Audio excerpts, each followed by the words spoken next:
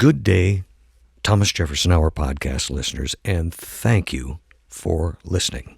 You know, a friend of ours from the state of California, We need to thank Lisa Silverman, who is a community librarian, wrote to us saying that we should interview Stephen Fried. I think he had been there and given a talk at their library. He's written this new book on Dr. Benjamin Rush, and it's gotten a lot of good press. There was a really fine piece on CBS morning show. Is that what it's called? CBS This Morning, right. And he's a fascinating guy. He talks well, great storyteller, and he calls Benjamin Rush the founding father that needs still to be found. And you called him in our discussion this morning a sort of a Forrest Gump figure. He's everywhere. Yeah, I apologize for the bad reference, but he's there when Adams first comes to the Continental Congress, and he's giving him advice as a 28-year-old young man. He ends up, like you said, crossing the Delaware with Washington, which is why we know what that was like, because he wrote about it. He winds up being one of the signers of the Declaration of Independence and has a friendship that he forms with Jefferson, which lasts for 50 years. And he is the man responsible for the reconciliation at the end of their lives between Adams and Jefferson. He was the father of dream psychology in America, and he actually claimed that he had a dream in which Jefferson, the South Pole of the Revolution, and Adams, the North Pole of the Revolution, worked things out and became friends again. And so he made a campaign of it, and he worked hard at it over a period of a couple of years. Stephen Fried's analysis, his description of this is fascinating. And finally, he talked them into it. And Adams, on the first day of January 1812, wrote Jefferson a really stiff and tentative little letter, and that started it. And, of course, it led to one of the great exchanges of letters in all of American history. So Rush is exceedingly important, and this splendid new biography really gives you a sense of the range of the man. Yeah, and if you're like me and you enjoy firsthand accounts of history, this book leads you to a very rich source of just those things. So I really enjoyed this book very much, and I hope all of our listeners enjoy the upcoming interview. And you know, David, in the interview, I asked him early on about Lewis and Clark because, as you know, he was the medical advisor to Lewis and Clark, and every Lewis and Clark person knows that his men were so impressed by his bilious pills that the men renamed them Dr. Rush's Thunderclappers, and that they basically were like getting a colonoscopy. That liquid you drink the day before is the effect that these Thunderclappers had. I loved his line.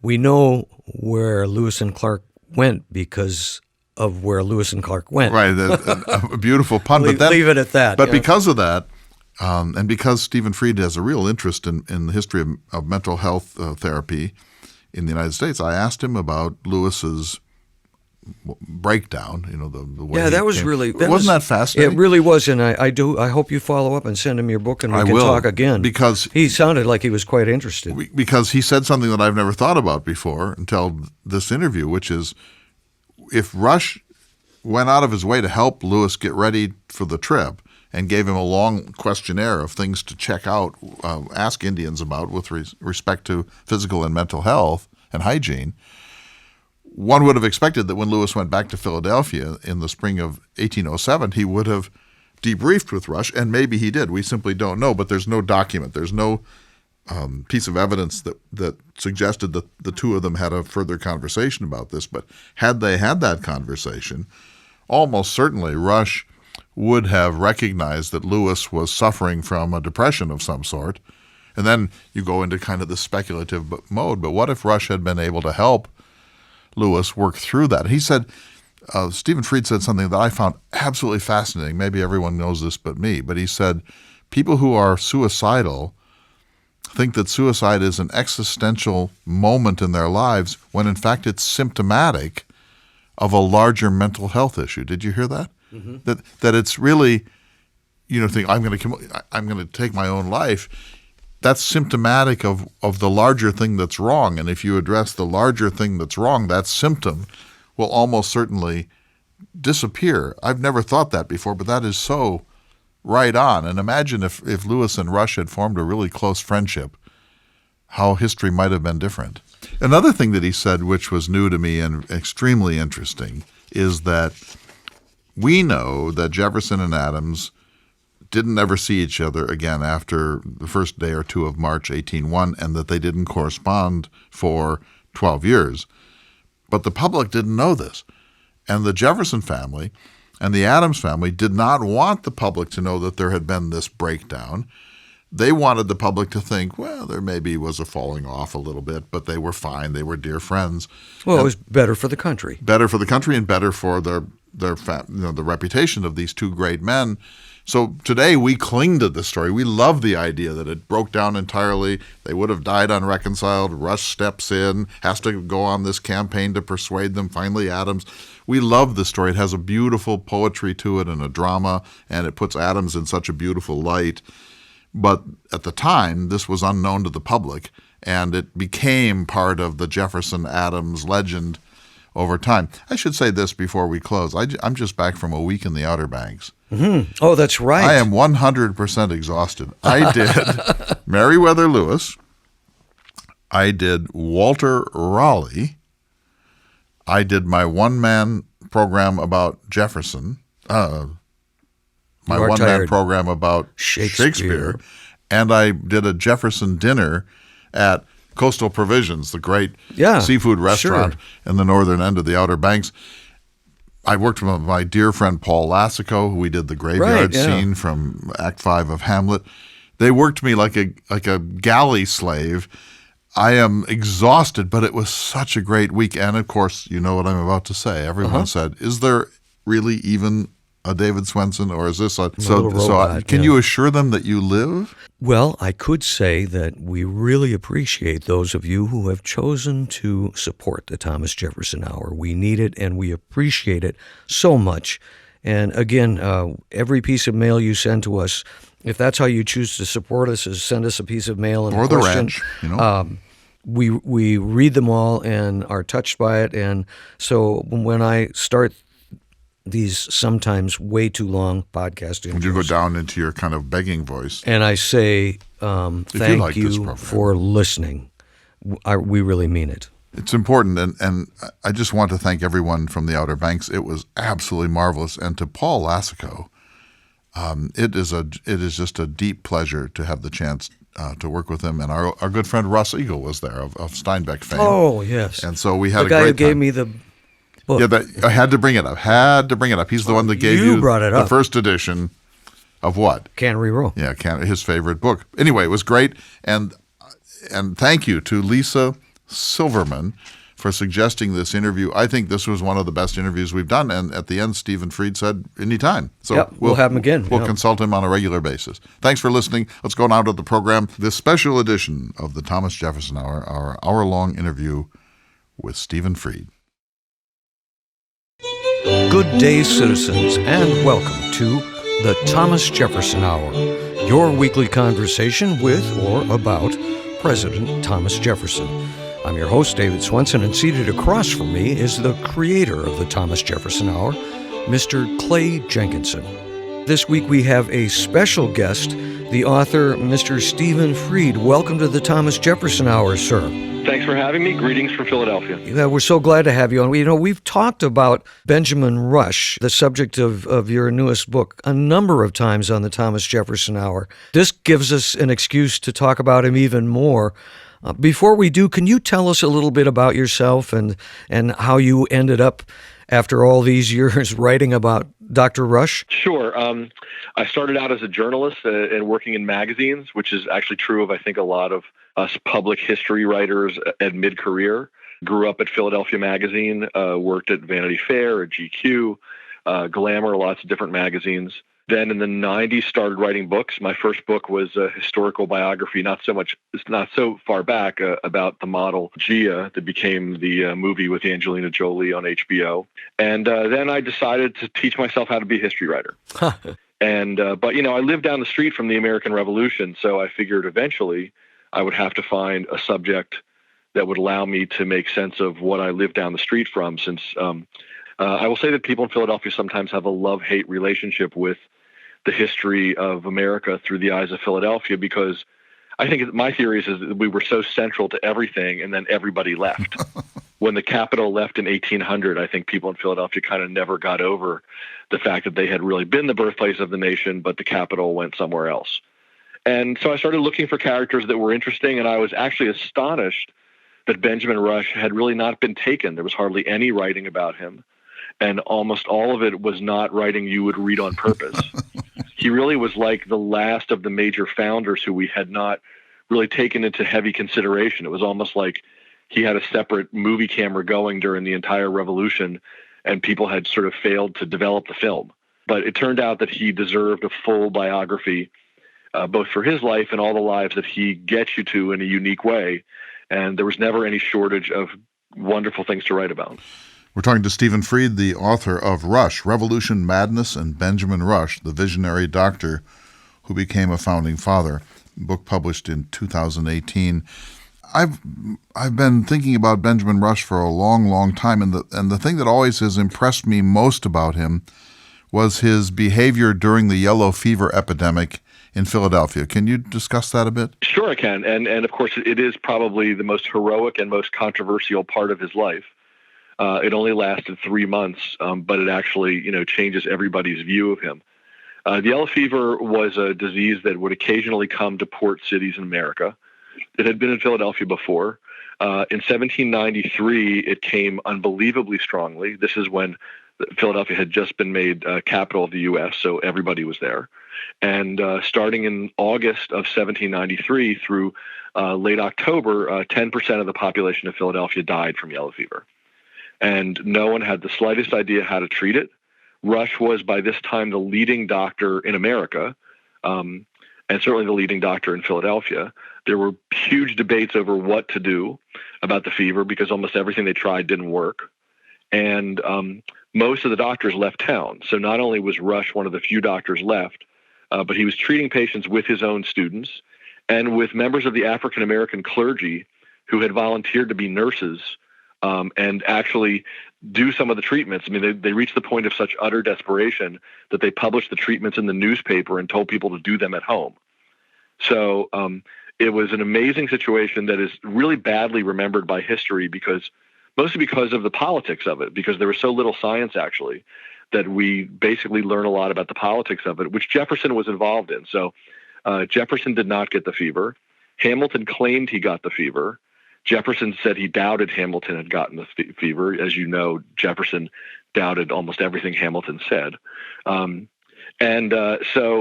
Hamilton, after he was miraculously recovered from the fever, being treated by a doctor other than Rush. And you got to keep in mind, these guys all live like down the street from each other. Rush and Hamilton lived across the street from each other. Their kids were friends. Their wives were friends. Hamilton announced that he had been cured by someone other than Rush, and this came to be known as the Federalist cure. And what Rush was giving became the Republican cure because Rush was closer to Jefferson. And Rush was bleeding people really severely because the lower doses of these treatments, purging and bloodletting, didn't work. Bloodletting isn't the best way to treat yellow fever. In fact, there's still no way to treat yellow fever.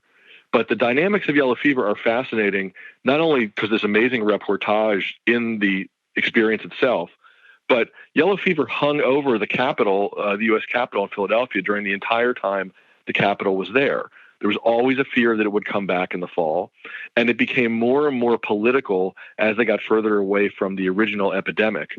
And a lot of the political writing, especially by William Cobbett during the 1790s, was kind of riffing on yellow fever. I mean, it reached the point after a couple of years of fake news that Cobbett was writing that, that everybody who died of yellow fever had been killed by Rush's treatments. And writing, pieces about how bartenders were thinking of taking up bloodletting because it seemed like a good job. So it was really very harsh, very political, but it really traumatized the country, and I think it made a lot of choices later on happen because there were yellow fever epidemics in Philadelphia for 3 different years during the 1790s and in a couple other of the major cities. So as you know, this produced enormous trauma, not just political trauma, because they didn't know where it came from. They had not yet isolated it from the mosquitoes and the fetid water along the banks of the river and at the ocean. And so can you give us any sense of the terror that people felt when 1 out of 10 of their neighbors was dropping dead? Well, a lot of the ways that we know about the terror is because Rush wrote to his wife quite often. His wife and his children were sent away, and Rush wrote to them, and their letters have actually always been known. And we actually discovered Rush's wife's Julia letters back to him, which no one had ever published. So we really had a wonderful way, and Rush would just say, like, this friend of ours died, this friend of ours died, this friend of ours died. Rush got the yellow fever. So did his sister. His sister died from it. Rush barely recovered. Richard Allen, the clergyman who was working with him, also got the fever. He recovered. But just the sheer number of people who died was amazing, and the descriptions of, that were in the newspapers. And later there were instant books about it, so they came out right away, of, like a live baby still sucking at the breast of his mother who had died. Oh, my. We still don't know how to treat yellow fever. Most people either get over it or die from it. It's a very complicated illness. But at that time, people were debating, okay, is this an American illness? Did it come from America? Is it cause of a public health problem in Philadelphia? Or did it come on a boat from another country? So there were nationalistic issues being brought to this because there are precious few provable scientific issues. Stephen, this is David. I love the way you started the book, that great story about the first time Adams and Rush met on the King's Highway in a carriage. Could you share that? Sure. There's actually several versions of this story, but basically what it refers to is Benjamin Rush was a local doctor in his late 20s. People didn't know so much that he had had some political leanings. He had actually, at this point, helped write the proclamation that led to the Boston Tea Party and had written a very well-known pamphlet against slavery. But he came to Frankfurt, which is where the Philadelphia delegation was meeting the Massachusetts delegation as they came for the First Continental Congress. And since Massachusetts was where all the fighting was, of course, the people from Massachusetts assumed the people from Pennsylvania would sort of shut up and listen. And in fact, Rush and the others confronted them and said, look, first of all, if you use the word independence openly in Philadelphia, you will be in trouble because Philadelphia has the most loyalists of any city in the country. The other thing that they said was that if the Massachusetts delegation didn't let the Virginians lead, that ultimately there probably would not be a way for there to be a union, which I'm sure the people from Massachusetts were not happy to hear because they had come down thinking they were going to be in charge. But interestingly, later in his life, Adams admitted that this was probably the most essential piece of advice. And if they hadn't listened to it, Jefferson wouldn't have written the Declaration of Independence, and Washington wouldn't have been the general, and the Massachusetts people would have insisted that they be in charge of everything. So at the time, I'm not sure that he appreciated it so much. What they thought about Rush was that he was very talkative, which he was. Rush was a guy, young guy, good-looking, tall guy, bursting with ideas, some good, some he just liked to talk a lot. And Adams was kind of amazed at his precociousness to be around these people who were much older than him. But he came to, first of all, like him as a friend because Rush, during the First Continental Congress, Rush and the other doctors in town made dinner for all the for all the visitors. So they got to know Rush because he served really good melon in his house and had great views of the river. But later when Rush joined Continental Congress, he took the place of John Jenkinson after Jenkinson refused to sign the Declaration. They became very friendly. And in later years, they were each other's best friends and had an epic correspondence. It's a great story. It really sets up what's to come. But in reading the book, Rush keeps popping up at all these important events. And I hate to use the comparison. It's almost like Forrest Gump. He seems to be everywhere. Including the crossing the Delaware. Yeah, well, I mean, the truth is that he was there, and because I think that up till this point, people have only taken Rush seriously as somebody who can tell them about what somebody else said, because he was at so many things. But when you look at his life and what he actually accomplished and just experienced, he was at an enormous number of things. He was at the Washington's Crossing because even though he was in the Continental Congress, he kind of wandered away from the Congress, especially after his father-in-law, Richard Stockton, also a signer, was kidnapped by the British, and to go and be at the front lines. So he was with Cadwalader's troops, who were right below Washington's troops, the night before the crossing, and he went up and visited Washington. I mean, he was in the Congress. He was Washington's boss. So they met.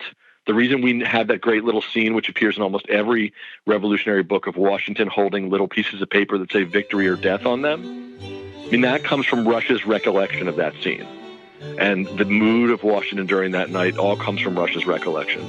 He's then sent back down to the Pennsylvania militia, and Rush describes what it's like to cross with them, take care of the wounded after the Battle of Trenton, and then be on the battlefield taking care of patients for the Battle of Princeton. And Rush went to Princeton. So he was there taking care of patients right in front of Nassau Hall, where he had gone to college.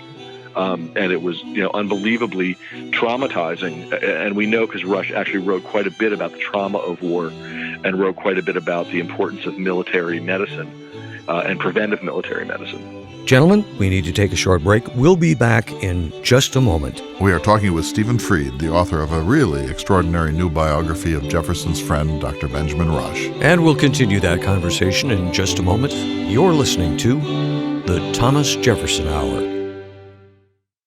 Welcome back to the Thomas Jefferson Hour. We're having a wonderful conversation with Stephen Fried of Philadelphia, who has written a book on Dr. Benjamin Rush, signer of the Declaration of Independence, the man who named the title for Thomas Paine's revolutionary pamphlet, Common Sense, the hero of the yellow fever epidemic in Philadelphia in 1793, and was also with George Washington at the crossing of the Delaware. Welcome back, Stephen Fried. Thank you. So I want to morph to Jefferson here shortly, but first I want to move to Lewis and Clark, another one of our favorite interests. So when Jefferson decides to send Lewis up the Missouri River in 1804, he sends Lewis first to Philadelphia for a sort of short course in the Enlightenment, and Rush becomes essentially the medical advisor to the expedition. Can you describe that? Yeah, it's actually quite fascinating. The letter that Jefferson sends Rush in 1803 to ask him to meet with Meriwether Lewis is fascinating, and it also gives you an idea of what their relationship was like. Part of the reason Rush is such an interesting character and a way of seeing the revolution is because he was a fellow politician, a friend, a confidant, sort of in a psychological way, but he was also all these people's doctors, and they were always asking him for medical advice. So the letter that Jefferson sends him asking him if he will meet Lewis, half of it is about what's going to become the Lewis and Clark expedition.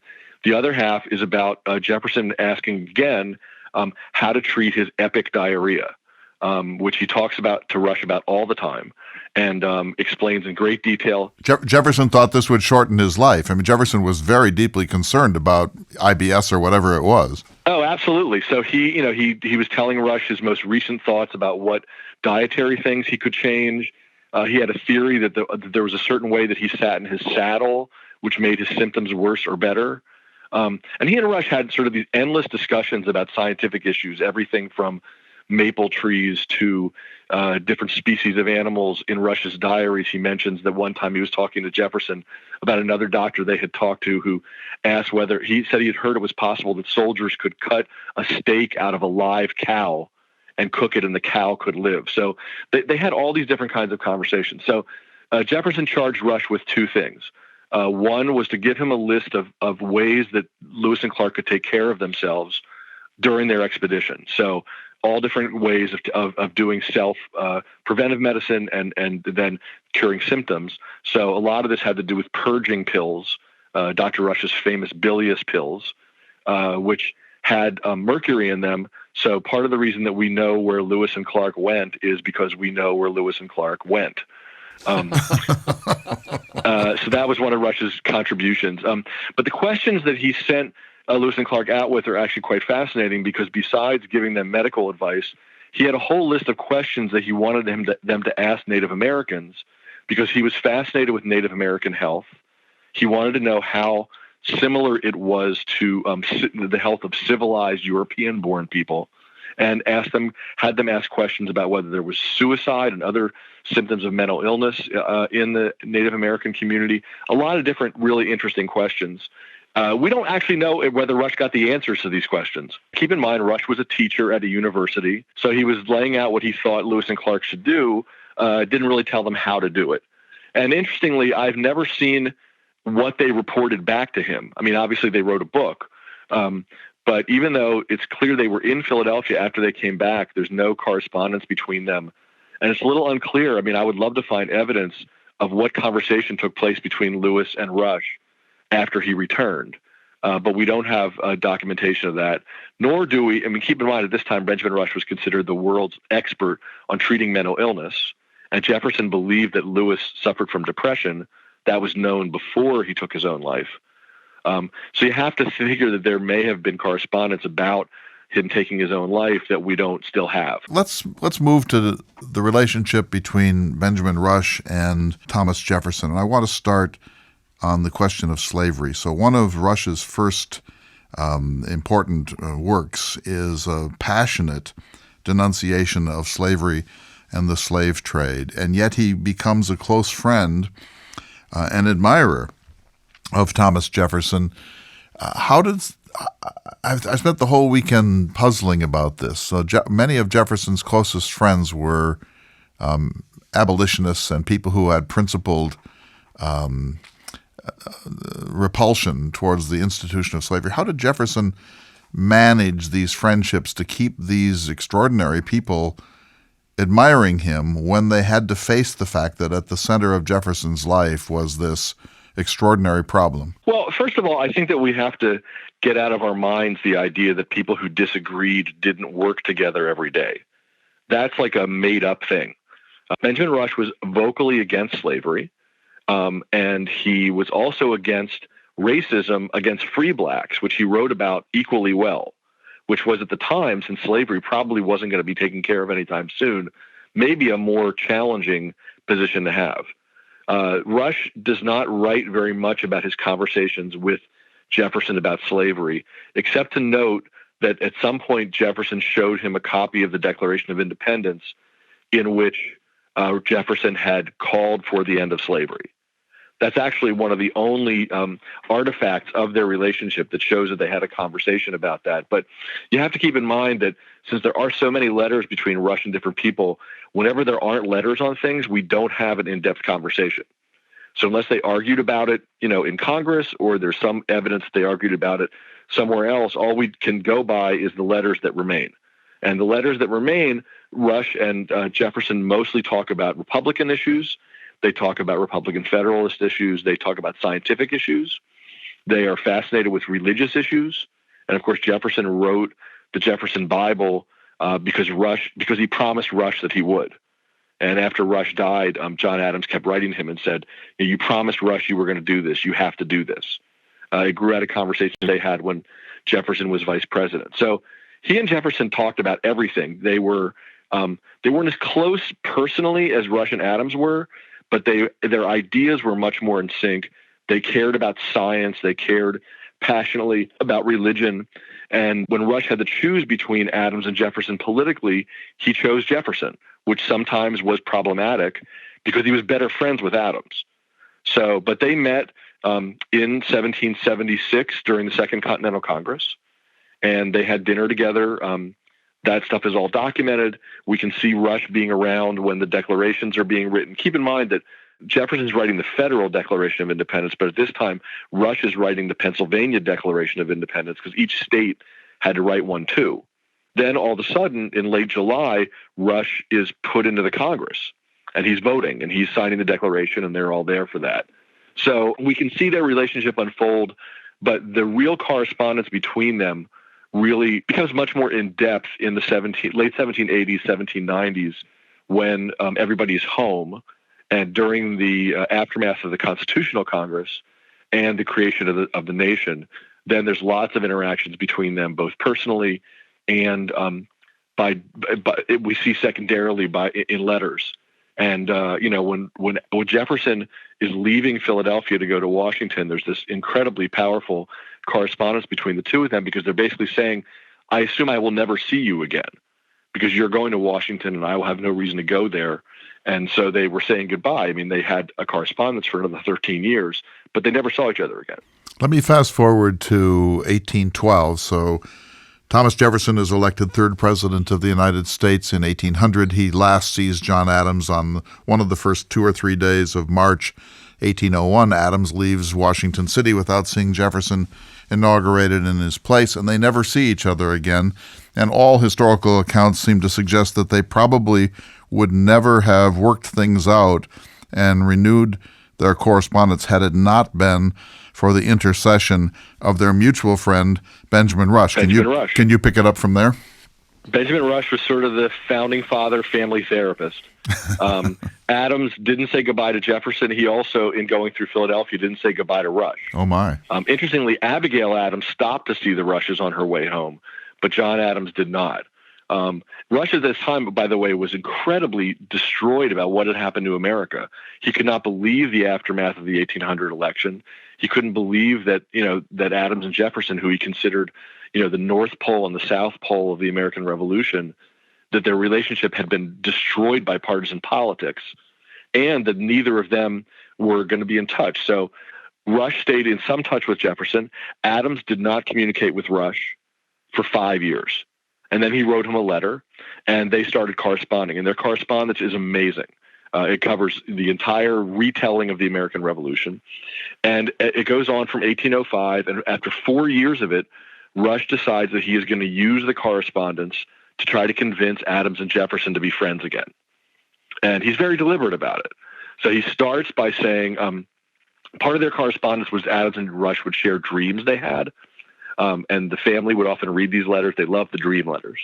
So he says that he had a dream, and in the dream, his son came to him with a history book from the future. And in this history book in the future, it said that next week, this is in the fall of 1809, is when Adams and Jefferson got back together and started communicating with each other. So he wanted Adams to know that that's what's supposed to happen because he had a dream about the future, and that Adams should start thinking about that.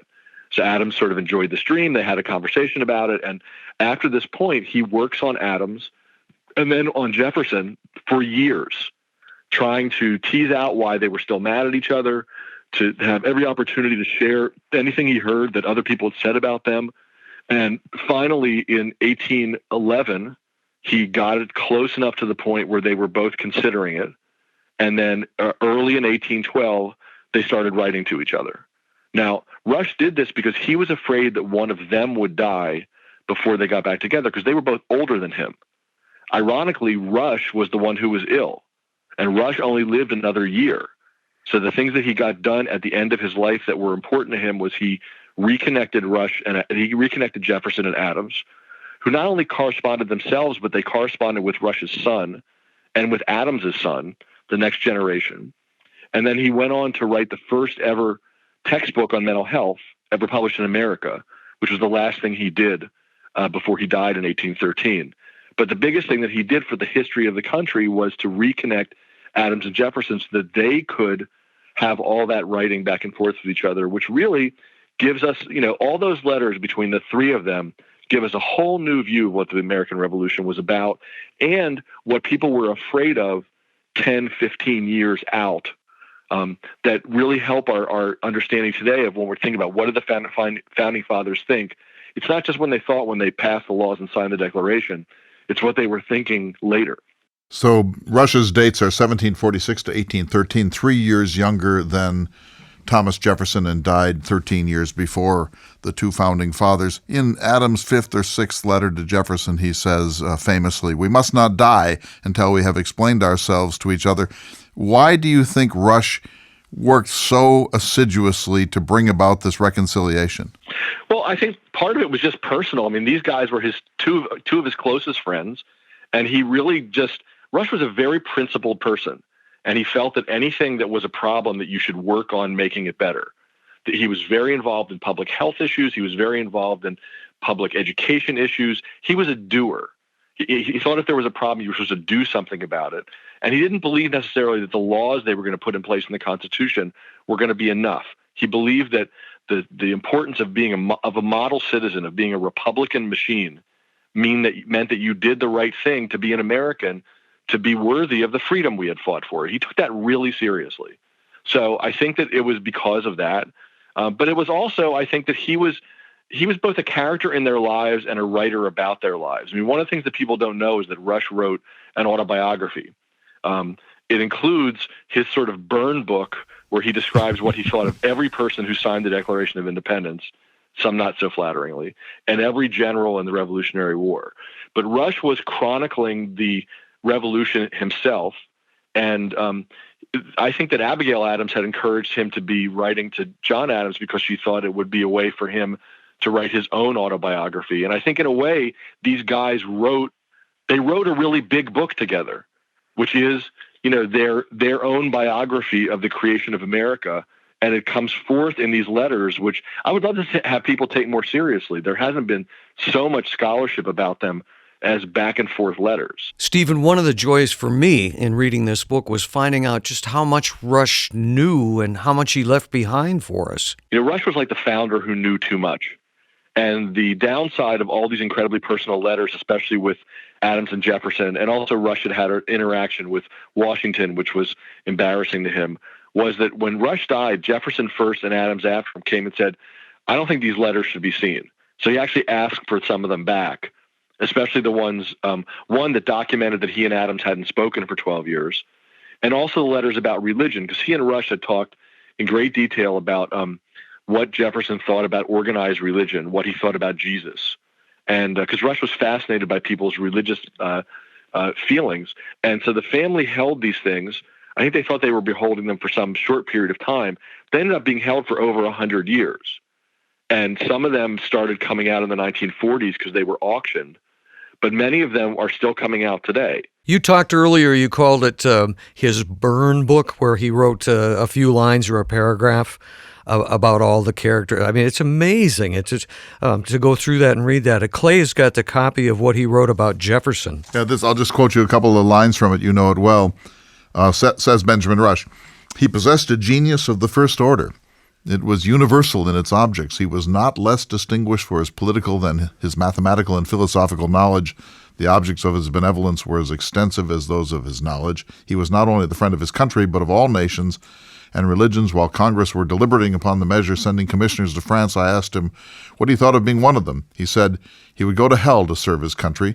He was afterwards elected a commissioner, but declined it at the time on account of the sickness of his wife. Seldom spoke in Congress. And then he does say, he once showed me the original in his own handwriting of the Declaration of Independence. It contained a noble testimony against Negro slavery, which was struck out in its passage through Congress. He took notes of all the debates upon the Declaration and the First Confederation. So there's a little memorial on the great Thomas Jefferson in the autobiography of Dr. Benjamin Rush. And actually, in that same paragraph, he goes on to describe that key conversation that he had in the late 1790s with Jefferson about religion, which changed his life and changed Jefferson's life.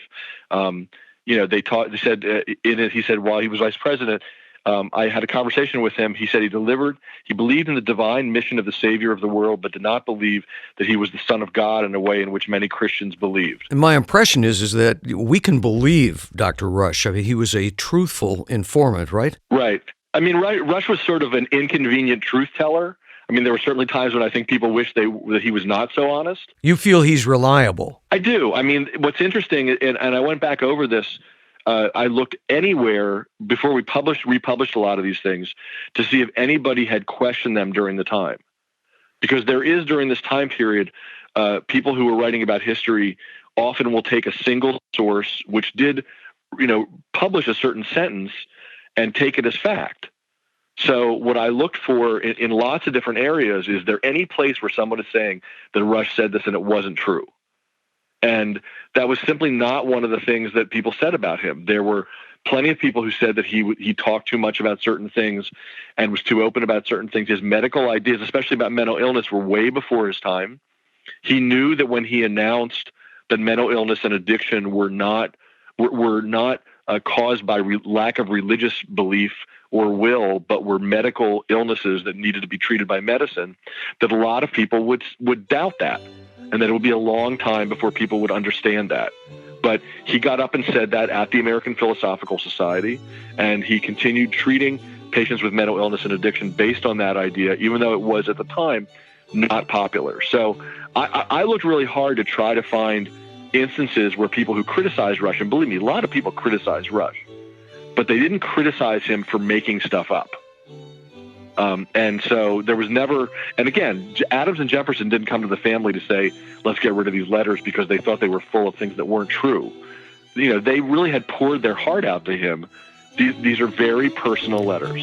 You're listening to the Thomas Jefferson Hour, and this week, a special conversation with the author Stephen Fried about his new book about Benjamin Rush. When we return, we're going to ask him about Rush and Thomas Paine. We'll be back in just a moment.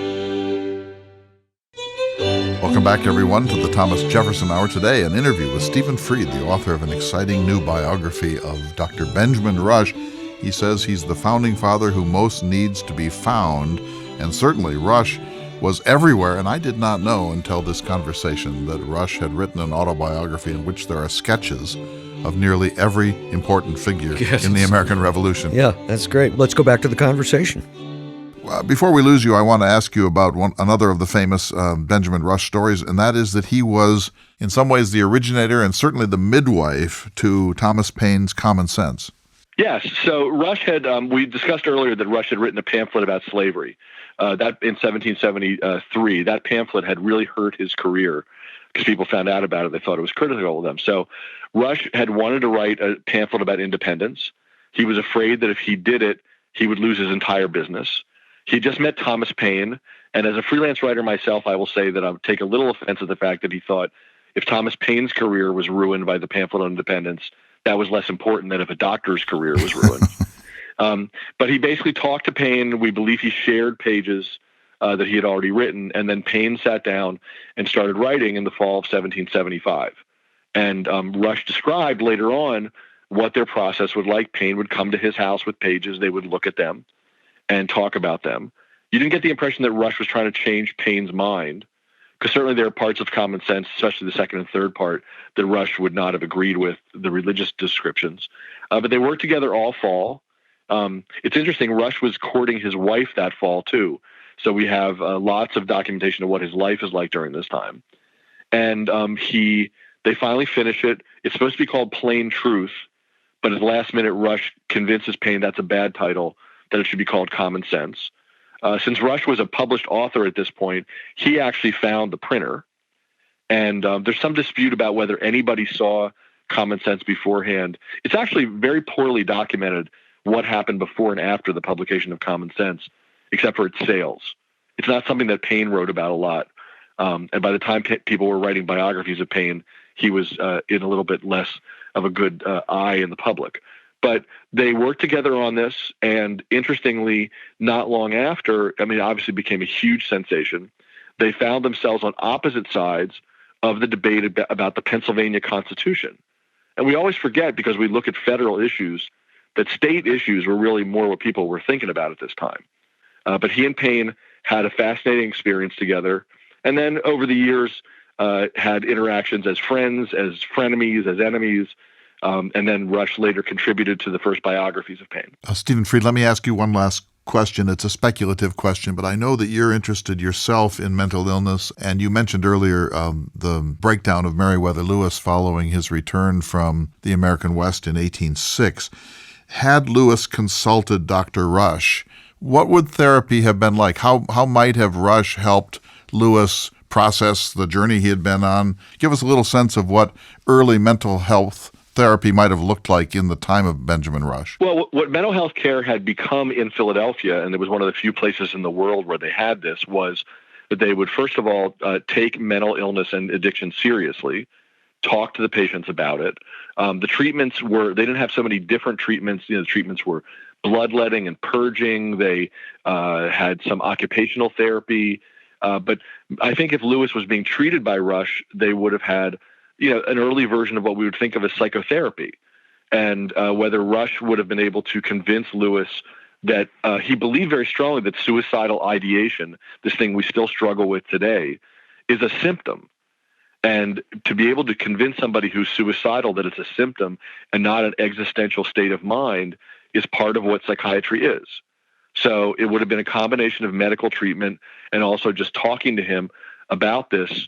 And whether it would have worked or not, I mean, mental health care is still challenging, and even people in treatment don't always not take their own lives. But I wish it was better documented, because it's very clear after he died that Jefferson, wrote that he always thought that he had some depression.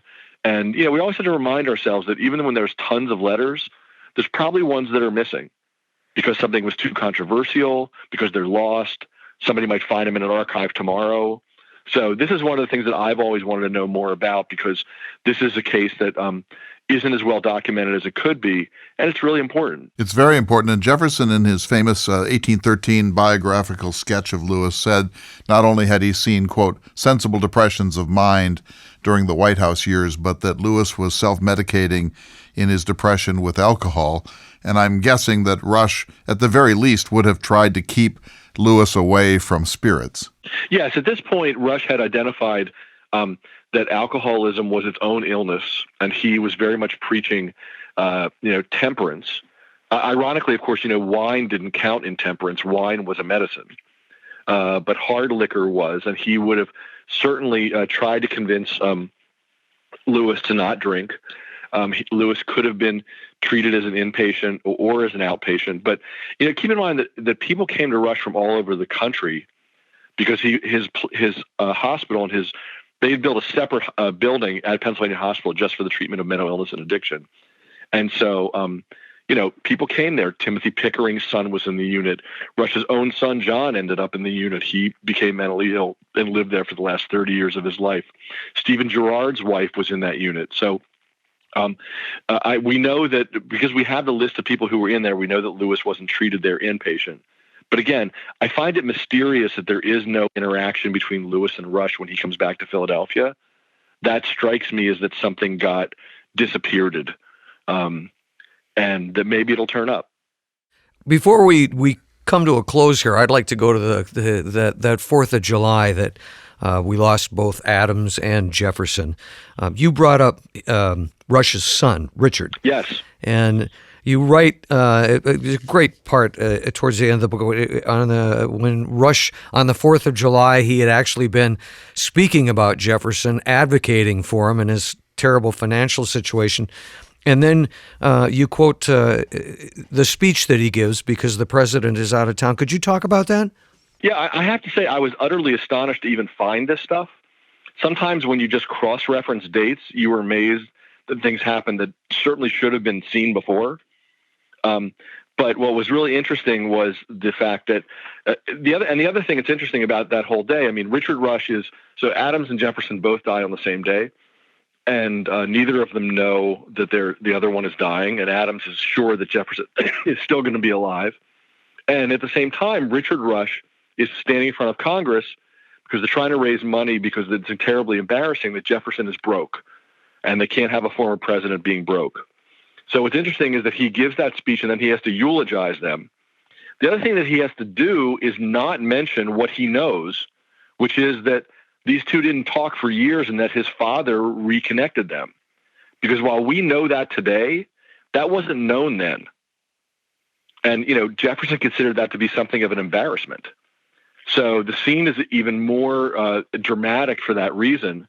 And, but Richard Rush was particularly fascinated with Thomas Jefferson, and he had, people don't understand, Richard Rush was a lawyer. He was the youngest attorney general in America. He was the U.S. envoy to Great Britain. He was Secretary of the Treasury, and he's the one who brought the money back that created the Smithsonian Institute. Oh, my. So he actually had a fascinating career that people don't know about. One of the aspects of it was that President John Quincy Adams, who was his longtime friend, and they actually ran for office later. Richard Rush was John Quincy Adams's vice presidential running mate the year that he lost. Obviously went directly to Massachusetts to be with his mother. And so Richard Rush had to both talk about Adams and Jefferson to the Congress, and before they knew that Jefferson was gone, make the pitch to raise the money for Jefferson's coffers to be refilled. And you can imagine this was just incredibly dramatic. Richard Rush had known Adams and Jefferson pretty much his entire life. And sometimes we forget about the wives and the kids. But one of the things that I really wanted to do in this book was to, as much as the historical record allowed, include the wives and the kids. And the role of Richard Rush, both in Rush and Adams and Jefferson's last years, and then after Rush was gone, as the substitute Rush for Adams and Jefferson, is really kind of fascinating. You've written a number of books. What's next? I don't know. I mean, I'm trying to decide whether to do another book in this time period. Up to this point, I've almost always done something completely different than the one I did before. But I will say the American Revolution is really compelling, and I may have to break that rule this time. You have delighted our audience, and we're glad to have had this hour with you. Stephen Fried, the author of Rush, Revolution, Madness, and Benjamin Rush, the Visionary Doctor. who became a founding father. Thank you so much for joining us on the Thomas Jefferson Hour. Thanks. It was great fun. It was so much fun to talk with Mr. Freed this week. I really enjoy his book, and I'd recommend it. I do, too, to everyone who cares about the American Revolution, the early national period, or about our hero, Thomas Jefferson. And thanks to Lisa Silverman of Los Angeles for suggesting this interview. A community librarian, and we were so grateful for her to do that. But now, sir, it is time for this week's Jefferson Watch. Thank you, David. Let us now praise a few of the unsung heroes of Thomas Jefferson's world. We spend so much time talking about the major figures, Jefferson, Hamilton, Washington, Madison, Monroe, John and Abigail Adams, and John Marshall, that we often forget that the era was filled with remarkable people of the second and third ranks. Great times make for remarkable lives. These are individuals who played significant minor roles in the Age of Enlightenment, the era of revolutions, and the birth of the most interesting experimental nation in history. For the moment, here are just two of the men who figured in the life of Thomas Jefferson. Elbridge Gerry, 1744 to 1814, was the recipient of one of the most important letters that Jefferson ever wrote. That in itself is to make a big claim for him. The letter was written on January 26, 1799, in an era before political parties, before party caucuses and conventions, party platforms, and all the trappings of modern elections. Jefferson laid out in this private letter what was essentially his presidential platform for the election of 1800. It's worth your Googling the letter sometime so you can read it in its entirety. Among other things, Jefferson wrote, "I am for a government rigorously frugal and simple, applying all the possible savings of the public revenue to the discharge of the national debt, and not for a multiplication of officers and salaries merely to make partisans, and for increasing by every device the public debt on the principle of its being a public blessing. I am for relying for internal defense on our militia only till actual invasion," and so on. It's a great letter. It goes on for several more important paragraphs. Jefferson knew that Gerry would share this letter, or more likely handwritten excerpts from this letter, with others, who would in turn share the contents with individuals of their own political network. In fact, Jefferson knew that within a few months, influential individuals throughout the United States would have read these words and been in a position to assure everyone they knew that Jefferson was the right candidate in 1800 for the anti-federalist coalition that sought to remove John Adams from the presidency and keep Alexander Hamilton out of it. Since Jefferson refused to publish his platform or anything else in the nation's newspapers, partly because he wanted to maintain the illusion that he was a simple farmer philosopher who was aloof from the grubby business of politics, he used this informal method of circulating his vision of America. He did not need to tell Gerry to circulate the contents. He just knew he would, and it worked. Such was the nature of the low-tech social media of Jefferson's time. Gerry was not a particularly close friend of Jefferson's, but he was from the right state, Massachusetts, and he had a reputation for being an independent member of the emerging Republican Party. Gerry had been a figure in the famous XYZ affair in Paris in 1797 and 8, when French officials bullied President Adams' 3 American peace commissioners, Gerry included, and then demanded a substantial bribe before they would even consider a peace settlement to end France's undeclared naval war against the United States. In 1810, Gerry was elected governor of Massachusetts. During his tenure, he permitted the reorganization of the electoral districts in Massachusetts in such a self-serving way that he gave birth to an indispensable political word, gerrymander, which means redistricting for strict party advantage.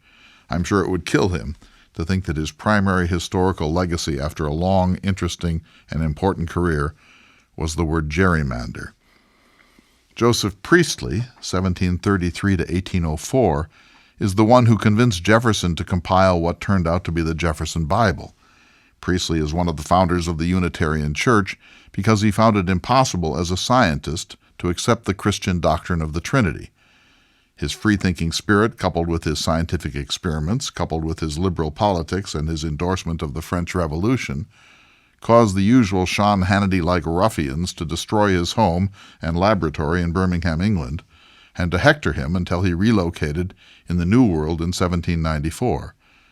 Jefferson met him in Philadelphia. They became a mutual admiration society. Priestley rejected Calvinism, predestination, original sin, and the fall of mankind. Like Jefferson, he flirted with the radical idea of the perfectibility of man. Priestley's History of the Corruptions of Christianity, 1782, was a book that Jefferson read carefully and several times. Historian Edwin S. Gausted writes that, quote, "This one book influenced Jefferson's religious views profoundly, in all likelihood more profoundly than any other single volume." Priestley believed that Jesus was a supremely highly evolved human being, but not divine, not the Son of God. This view harmonized perfectly with Jefferson's own rational and anti-Trinitarian views, and gave him the confidence to go through the New Testament during his first term as president, to remove those passages that distorted the biography of the historical Jesus and loaded that gifted rabbi with pronouncements Jefferson believed he could never actually have uttered. This, completed in 1804 but never published in Jefferson's lifetime, was the Thomas Jefferson Bible, first printed by the Congress of the United States in 1904. Imagine Congress publishing a Unitarian Bible today. Priestley's greatest contribution to the Enlightenment was in science, not religion. With a homebrew sort of chemical apparatus, he identified 10 different gaseous constituents of air, including, on August 1st, 1774, oxygen itself. This was one of the great discoveries in the history of chemistry. Who would not want to be known as the discoverer of oxygen? We take for granted that air is not just, well, air, but it was the curious and methodical spirit of the Enlightenment that subdivided air into its constituent elements. Back in Birmingham, before he was hounded out of his home country, Priestley had been a member of the famous Lunar Society, an Enlightenment social club so named because it met on the night of the full moon when its scattered members could walk home after an evening of the liveliest and most rational conversation under the direction of Erasmus Darwin, the grandfather of Charles Darwin. Jefferson's College of William and Mary mentor William Small was for a time a member of the Birmingham Lunar Society. And then, of course, Benjamin Rush, 1746 to 1813, but you've heard today a fascinating interview about his contributions to the Enlightenment and the American Revolution. I'm Clay Jenkinson. We'll see you next week for another exciting edition of the Thomas Jefferson Hour.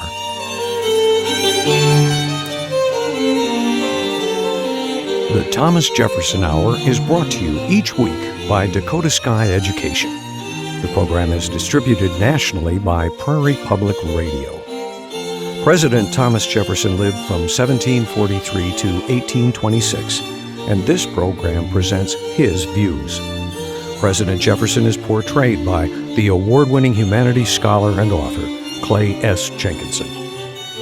To obtain a copy of this or any past show for a $12 donation, please call 888-828-2853. Again, that number is 888-828-2853. This program is also available online at jeffersonhour.org and on iTunes. If you'd like to correspond with President Jefferson or submit a question for him to answer on the program, please visit the website at jeffersonhour.org. The Thomas Jefferson Hour is produced at Makoche Recording Studios in Bismarck, North Dakota. Music by Stephen Swinford. Thank you for listening.